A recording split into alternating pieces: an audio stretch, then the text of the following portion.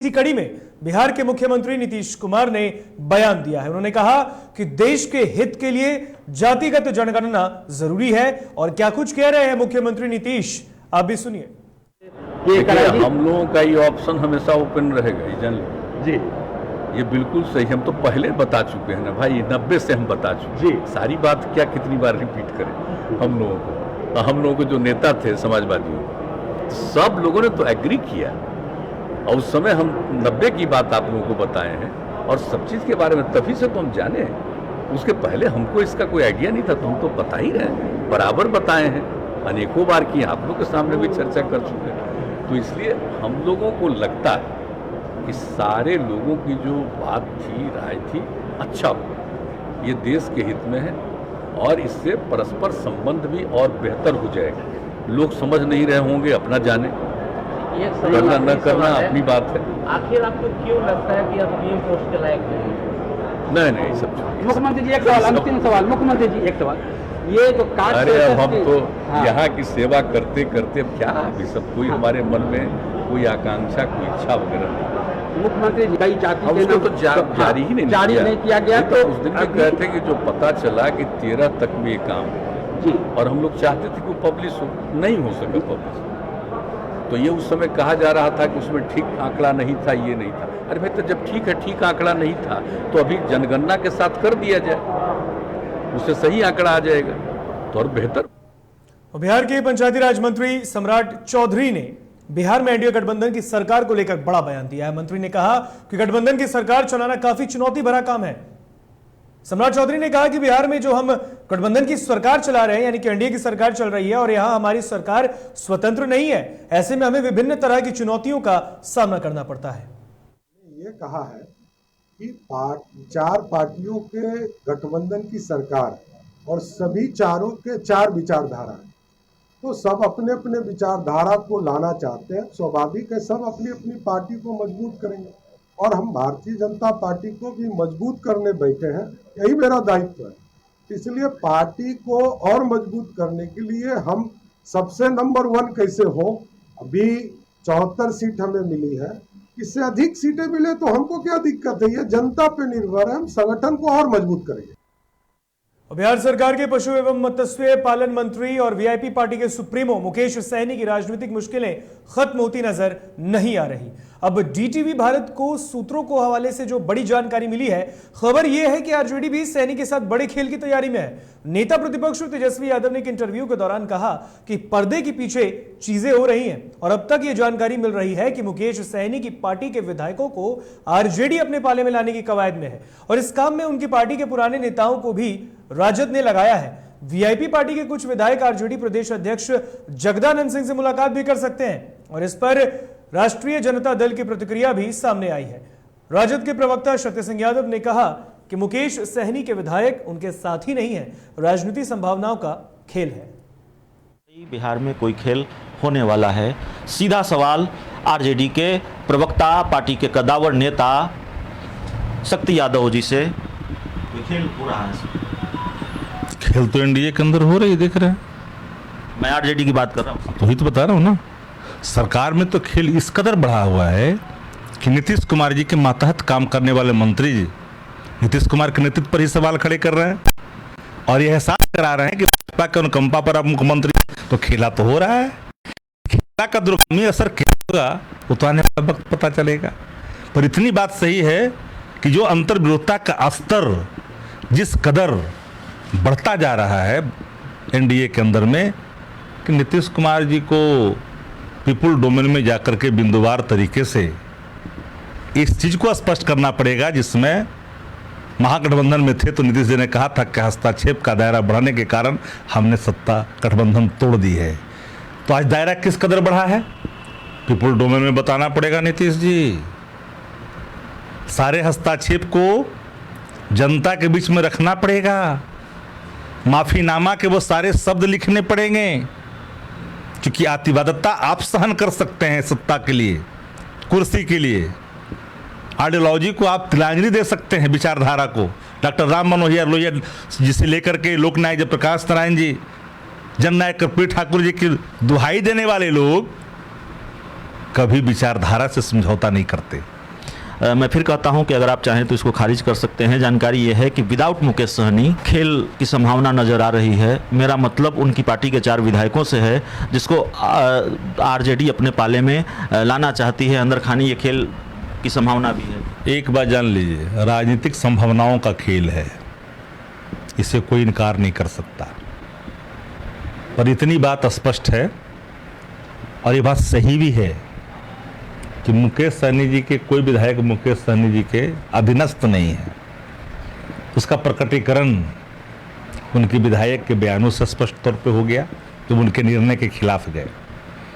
कौन कहाँ जाएगा ये तो मैं नहीं जानता, पर इतना जरूर जानता हूं कि जो हालात हैं उन हालातों से बिहार की आवाम, बिहार की राजनीति छुटकारा पाना चाहती है। चलिए, आपने हमारी जानकारी को खारिज नहीं किया है। राजनीति वाकई संभावनाओं का खेल है। तेजस्वी यादव ने एक इंटरव्यू के दौरान जो एक लाइन में जो बात कही है, उसने आने वाले दिनों में बिहार की सियासत की संभावित तस्वीर भी दिखा दी है। कैमरामैन विकास के साथ जीटीवी भारत के लिए अभिषेक मिश्रा। इधर कटिहार के महापौर शिवराज पासवान की हत्या के बाद उनके घर नेताओं का पहुंचने का सिलसिला लगातार जारी है। लोजपा पारस गुट के प्रदेश अध्यक्ष प्रिंस राज और लोजपा चिराग गुट से चिराग पासवान दोनों ही एक दिन पीड़ित परिवार से मिलने उनके घर पहुंचे। हालांकि पीड़ित परिवार के घर पहुंचने की टाइमिंग दोनों नेताओं की अलग अलग थी। चिराग पासवान ने दिवंगत मेयर के परिवार से एक साथ मुलाकात की और उसके बाद उन्होंने कहा कि इस परिवार से मेरे निजी रिश्ते हैं। यह घटना काफी दुखद है और दिल दहला देने वाली है। चिराग पासवान ने मुख्यमंत्री नीतीश कुमार पर भी निशाना साधा है। उन्होंने कहा कि सीएम को इस परिवार के पास आकर सुध लेने की जरूरत है और इसके लिए मैं उनको आमंत्रण देता हूं। तो वहीं सांसद प्रिंस राज ने भी इस हत्याकांड की जांच की मांग की। उन्होंने कहा कि इस घटना के दोषियों पर कड़ी से कड़ी कार्रवाई करनी चाहिए।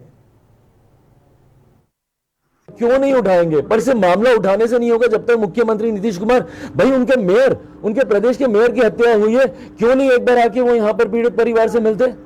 मुख्यमंत्री आज तक जितनी हत्याएं हुई हैं बिहार में, किसी एक परिवार के पास आपने देखा, खासतौर पर अनुसूचित जाति के किसी एक परिवार के पास आपने देखा मुख्यमंत्री नीतीश कुमार जाए? आए ना यहाँ पर आके मिले, भाई उनके भाई है यहाँ पर, उनकी वाइफ है यहाँ पर, आकर मिले, पूछे उनसे कि क्या हुआ नहीं हुआ। पर वो अपने हवा महल से निकले तब तो उनके अधिकारी इन सारी चीजों में कौन नहीं जानता कि किसने किया। ईमानदारी की बात है भाई, आप सब लोग भी यहीं पे रहते हैं, आप लोग बताइए ना, कौन नहीं जानता कि किसने किया ये।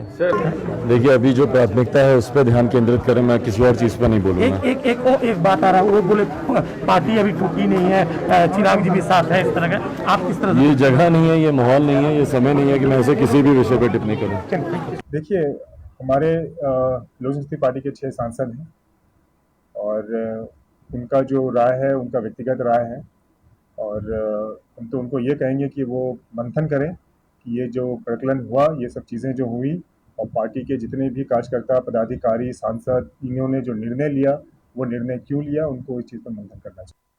मोकामा विधानसभा क्षेत्र में जेडीयू कार्यकर्ताओं में नए राष्ट्रीय अध्यक्ष ललन सिंह को लेकर हर तरफ खुशी है।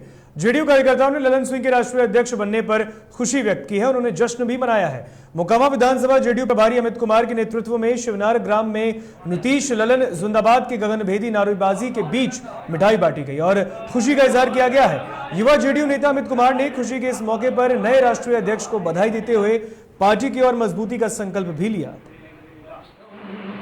पहले तो मैं माननीय सांसद ललन बाबू का धन्यवाद करना चाहता हूं, जो कि नए जिम्मेदारी के साथ अभी वो जदयू के राष्ट्रीय अध्यक्ष बने हैं। इससे हम लोग युवाओं में काफ़ी जोश आया है और नए उत्साह के साथ हम लोग एक नए स्थिति में आए हैं और माननीय मुख्यमंत्री नीतीश कुमार का जो कार्यक्रम है उसको हम लोग हर एक जनता के बीच पहुंचा। गया के मुफस्सिल थाना क्षेत्र के मेहता पेट्रोल पंप पर लूट की योजना बनाते हुए 4 अपराधियों को पुलिस ने गिरफ्तार किया। अपराधियों के पास एक देसी कट्टा, 5 कारतूस, एक वाहन सहित लूट में उपयोग 5 मोबाइल भी बरामद किए गए हैं। इस संबंध में एसएसपी आदित्य कुमार ने बताया कि मुफस्सिल थाना क्षेत्र के गया नवादा रोड पर अपराधियों को किसी बड़े वाहन से लूट की घटना को अंजाम देने की वे फिराक में थे, जिसके बाद उन्हें गिरफ्तार किया गया।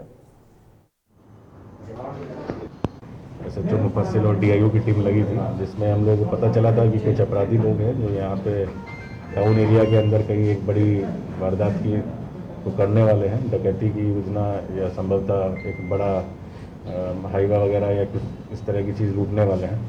उसी के क्रम में हम लोगों ने सत्यापन करने के लिए सिटी एसपी साहब ने अपने विशेष निर्देशन में एक टीम बनाई। टीम में DIO भी शामिल थी और मेहता पेट्रोल पंप जो मुफस्सिल थाने के पास पड़ता है उसके पास की सूचना आ रही थी। वहाँ पे जब नाका लगाया तो उसमें एक गाड़ी, सियाज गाड़ी थी, रजिस्ट्रेशन नंबर BR 1DV 537 था।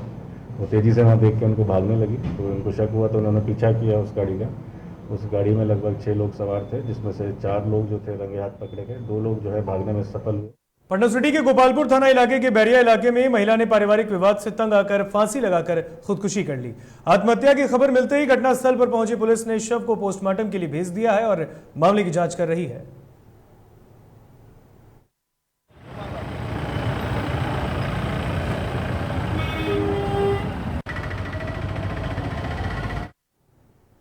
नरकटियागंज के साठी थाना क्षेत्र में बच्चे की डूबने से मौत हो गई। बताया जा रहा है कि 16 वर्षीय बच्चा नदी में मछली मारने गया, जहां पैर फिसल गया और वो नदी में जा गिरा, जिससे उसकी मौत हो गई। गोताखोरों ने काफी मशक्कत के बाद बच्चे को नदी से बाहर निकाला। इधर बच्चे की मौत की खबर सुनते ही परिजनों में कोहराम मच गया है। घटना पर पहुंची पुलिस ने शव को कब्जे में लेकर पोस्टमार्टम के लिए भेज दिया।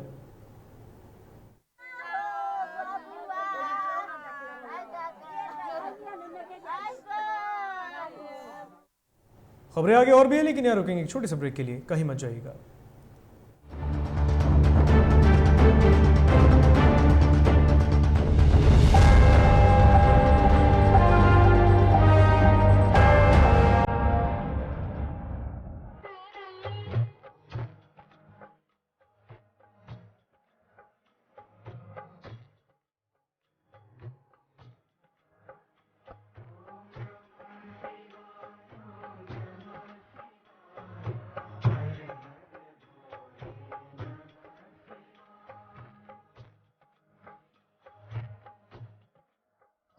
अश्लीलता से दूर, भक्ति से भरपूर, कान फोड़ू नहीं, मधुर वाणी, जिंदगी का सार, राम की कहानी, रामचरितमानस का संपूर्ण पाठ, सुबह और शाम 6:30 बजे देखिए रामायण, सिर्फ और सिर्फ DTV भारत पर। घर चाहिए, मकान चाहिए कि चाहिए दुकान, या फिर चाहिए जमीन जायदाद, वो भी बिना ब्रोकर, बिना कमीशन के, 100% लीगल। अधिक जानकारी के लिए देखिए हमारा खास कार्यक्रम बिल्डिंग बाजार।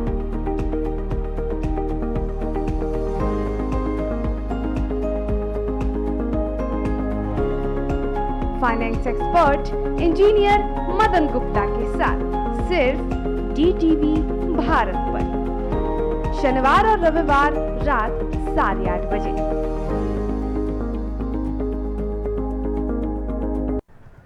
दादी, इतने सारे पापड़ बन गए, क्या करें? कच्चा पापड़, पक्का पापड़, एक्स्ट्रा पापड़, इंस्टा पापड़, कक्कर दादी के छत का पापड़, विद ऑनलाइन प्रेजेंस बन गया धाकड़। फोन पे करके ऑर्डर ही ऑर्डर, सब वाह हो गए इसको खाकर। कच्चा पापड़, पक्का पापड़, चंडीगढ़ to चेन्नई बढ़िया सापड़। कच्चा पापड़, पक्का पापड़, एक्स्ट्रा पापड़, इंस्टा पापड़। बिजनेस बढ़ाओ इंडिया के फास्टेस्ट 4G के साथ, स्पीड से बढ़ो विद V GigaNet। और ये रहा आपका बर्थडे गिफ्ट। पापा, बेटा ये कैसा है? ये दुनिया क्यों न समझे, मेरी दुनिया बदल गई।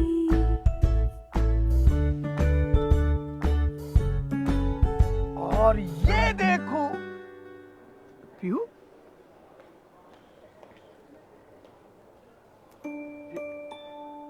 पीहू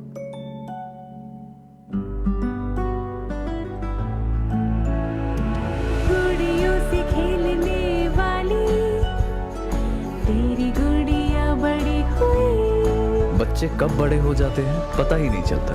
थोड़ा बड़प्पन दिखाइए। रहो सेफ सैनिटरी पैड से खुद को स्वस्थ और सुरक्षित रखने में इनका साथ निभाइए। सर छुट्टी चाहिए थी। क्यों? गांव के सारे घर कच्चे थे, बाढ़ में ढह गए, मेरा भी। Good morning sir.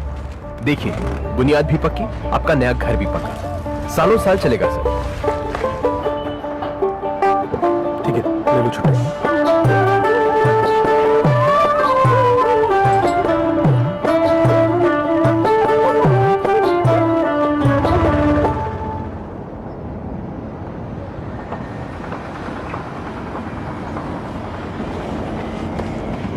लो, हो गया घर पक्का,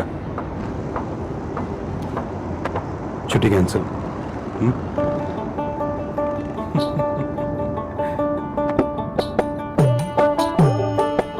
सच्ची खुशी वही होती है जिसकी बुनियाद दूसरों की खुशी में हो। कोणार्क, खुशियों की बुनियाद।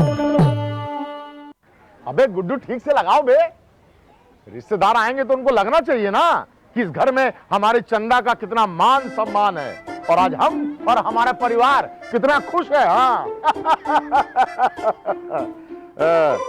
हम तो आपको बताने ही भूल गए, हमारी चंदा इतने सालों बाद गाभन हुई है। और पहले जो दो खाए ना तो स्वस्थ और तंदुरुस्त कैसे रहेगी।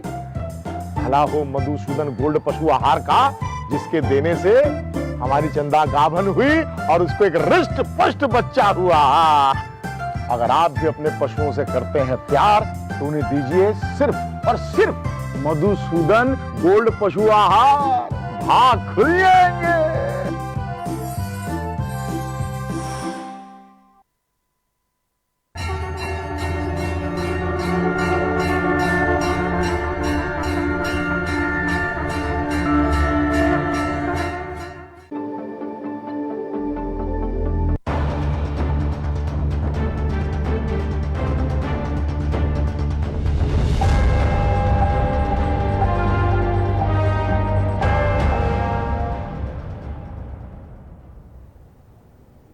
ब्रेक के बाद एक बार फिर स्वागत है आपका डीटीवी भारत में। बढ़ते हैं खबरों में आगे। नालंदा में घर में बिजली का करंट लगने से मौत हो गई। आनंद फानन में परिवार वालों ने उन्हें नजदीकी अस्पताल में इलाज के लिए भर्ती कराया, जहां डॉक्टरों ने उसे मृत घोषित कर दिया।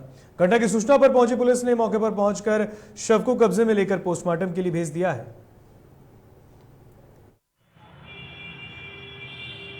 घर में मीटर में तार जोड़ रहा था पंखा चलाने के लिए, तो मीटर जल गया। वही हम लोग ने खन्ना पर चल गए थे, हम लोग आए देखे तो देखते हैं कि वो जी गिरा हुआ है। सिवान में दिन दहाड़े अपराधियों ने मुर्गे व्यवसायी को गोली मार दी। जानकारी के मुताबिक असाव थाना क्षेत्र के पतार गांव निवासी सलमान हुसैन को रंगदारी नहीं देने के कारण 4 के संख्या में आए अपराधियों ने ताबड़तोड़ फायरिंग की, जहां गोली लगने से सलमान गंभीर रूप से जख्मी हो गए, जिसे सिवान सदर अस्पताल में प्राथमिक उपचार के बाद पटना रेफर किया गया। तो इस मामले की पुलिस जांच कर रही है।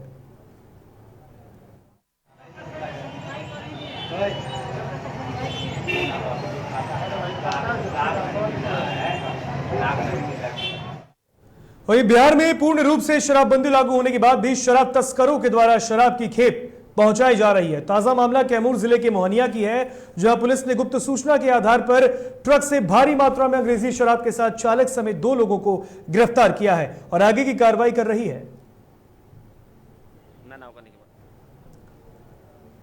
बेतिया के सिकटा में शराबबंदी जागरूकता रैली पशुपालन पदाधिकारी की ओर से निकाली गई। रैली में विभिन्न ग्रामीण क्षेत्रों से होते हुए शहरों तक गई रैली में बीडीओ मीरा शर्मा सहित पदाधिकारी और ग्रामीण ने भाग लिया।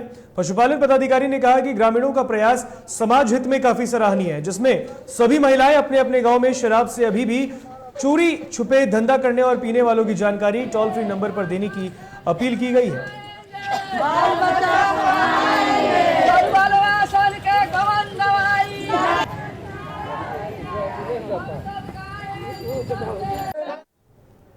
पटना में इग्नू के क्षेत्रीय निदेशक अभिलाष नायक ने प्रेस वार्ता की है। इस दौरान उन्होंने बताया कि कल से इग्नू की फाइनल परीक्षा शुरू हो रही है। बिहार में 21 सेंटरों पर परीक्षा होगी, जिसमें 3 सेंटर जेल में होंगे। बता दें कि 64,000 बच्चे बिहार में इस बार परीक्षा में सम्मिलित हो रहे हैं, तो वहीं 600 से अधिक बच्चे जेल से परीक्षा दे रहे हैं। Diploma in development communication, PG diploma in digital media, जो कि आजकल कोरोना के टाइम पे डिजिटल मीडिया का काफ़ी इंपॉर्टेंस बढ़ गया है। तो हम लोगों को ये भी काफ़ी मदद करेगा। जो आप लोग पढ़ना चाहेंगे तो आपके लिए बहुत मददगार होगा।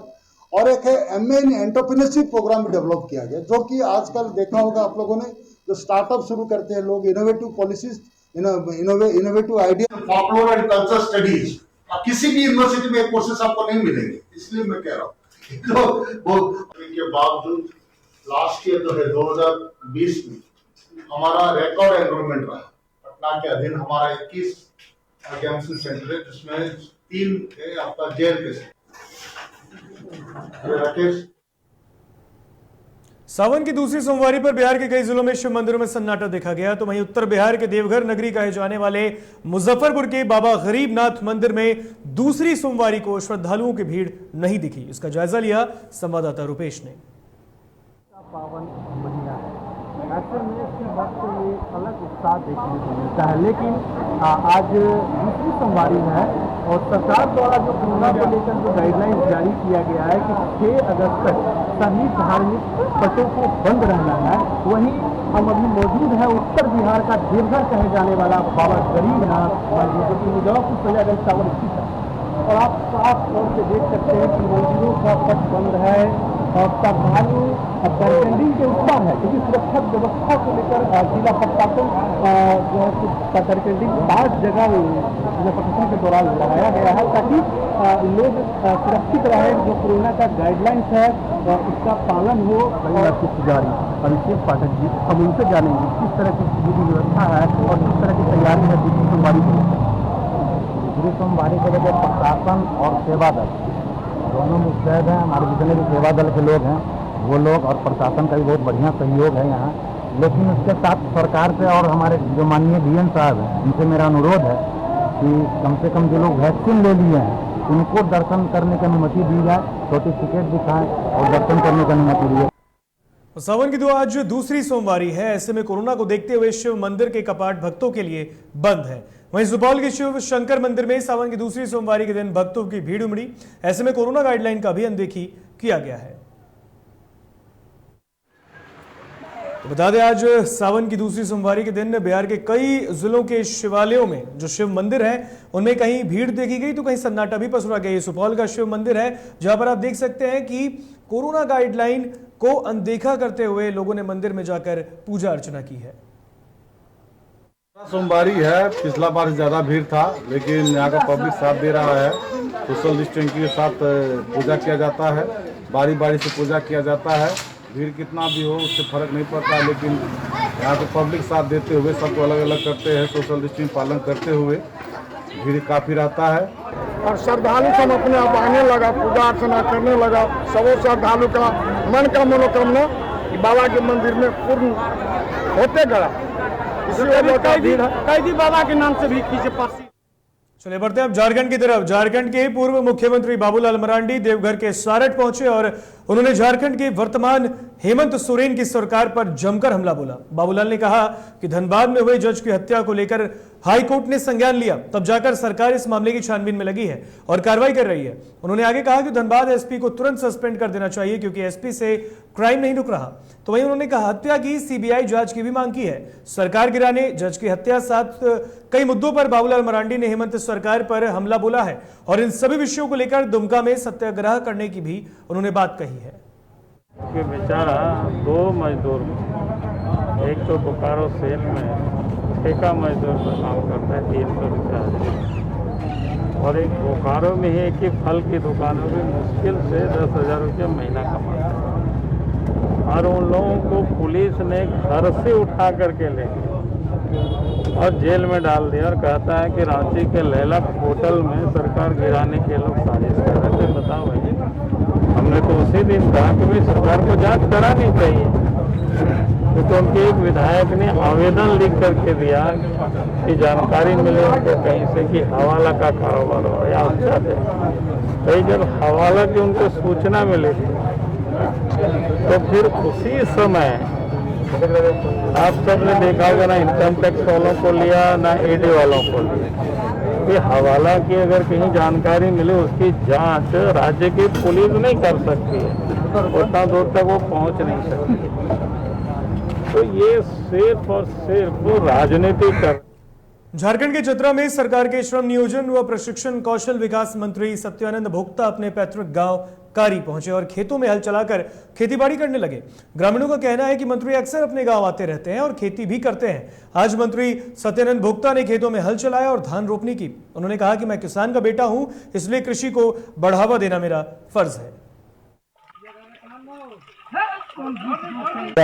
घर में गांव में काम करना चाहिए, ऐसे हम लोग को बीमारी से मुक्ति मिलता है, आंख की रोशनी भी बढ़ता है, शारीरिक मानसिक टेंशन भी खत्म होता है। कि हर लोग को खेती पर जोर देना चाहिए, क्योंकि 80% भारत में जो है आत्मनिर्भर किसान पर ही है। पूरे देश में जो खेती होता है, अभी जो रुपये चावल मिलता है गरीबों के बीच में, आखिर वो कहाँ से पैदा होता है? कोई भी किसान करता है, चाहे उत्तर प्रदेश हो, पंजाब से हो, हरियाणा से हो।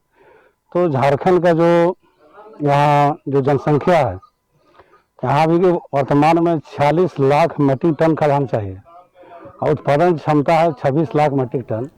धनबाद में जज उत्तम आनंद की मौत के मामले में कार्रवाई का दौर लगातार जारी है और इस बीच मामले में एसवाई आदर्श कुमार और ऑटो चोरी का केस देर से दर्ज करने के मामले में पाथरडीह थानेदार उमेश कुमार को सस्पेंड किया गया। तो वहीं सीसीटीवी फुटेज वायरल करने को लेकर एसआई आदर्श को भी निलंबित किया गया है। आपको बता दें कि घटना में इस्तेमाल ऑटो और उसके ड्राइवर को भी जांच टीम ने पकड़ा है, जबकि करीब 243 संदिग्ध लोगों से पूछताछ अब भी जारी है।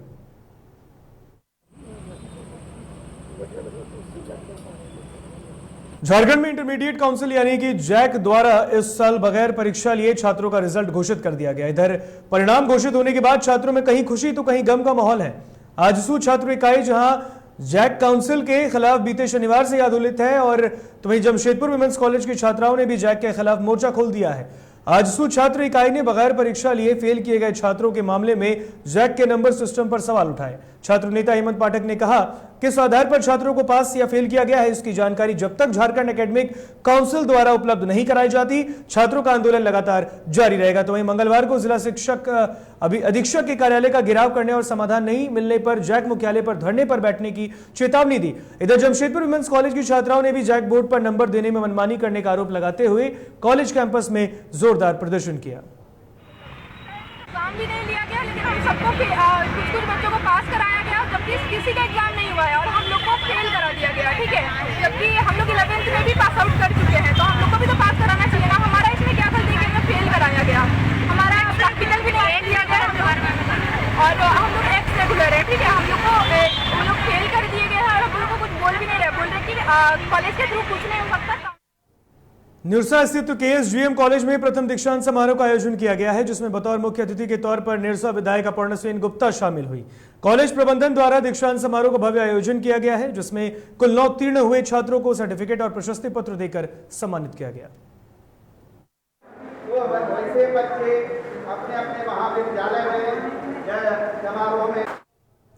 फिलहाल खबरों में इतना ही, मुझे दीजिए इजाजत। देखते रहिए डीटीवी भारत। नमस्कार।